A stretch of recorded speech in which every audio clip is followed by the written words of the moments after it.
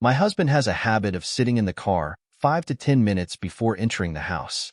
I don't know why he does it, but he talked about a past traumatic experience he had when he came home and caught his ex cheating on him. Because of that, he'd just spend few minutes in his car before he enters his home as response to his trauma.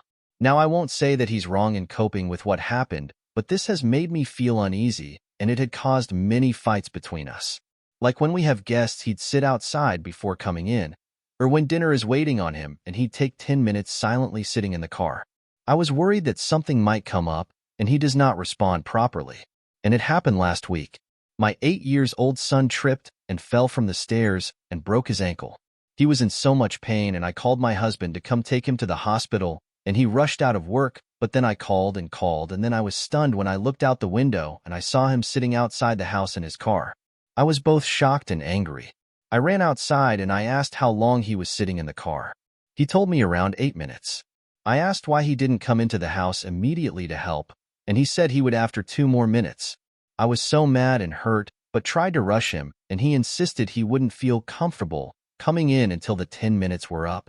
He told me to get my son ready to take him to the hospital, but I started screaming at him nonstop, telling him this was a family emergency and that he was out of his mind to behave like that.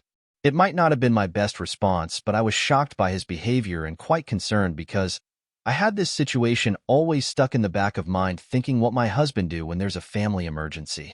I ended up taking my son by myself when my neighbor intervened and offered to take us. We went to the hospital, and later my husband came and tried to talk to me, but I refused. I then went to stay with my mom and texted him that I wanted a divorce. He tried to rationalize and justify what he's done, saying he could not help it and that he was nervous and wanted to help my son but felt stuck. I refused to reply to his messages, and days later his family literally harassed me, saying I was making my husband's trauma more severe and that I disrespected his boundaries by pushing him off his limits. I feel lost and unable to think because of the whole ordeal. My family are with me on this, but they can be biased sometimes. My husband is still trying to basically talk me out of divorce, saying I'm making a huge deal out of it. I feel like I no longer have trust in him, especially when it comes to serious stuff like how cold he acted in a family emergency. Edit to clarify that my son isn't his biological son. We don't have kids together. Great comment. Sounds like OCD to me. Same with OP's husband. OCD is not align everything neatly in a row and be super organized disorder like people paint it to be.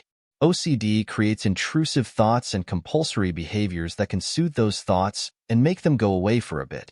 These thoughts are usually irrational. If I don't sit in the car for 10 minutes, I'll find my wife cheating on me when I go inside.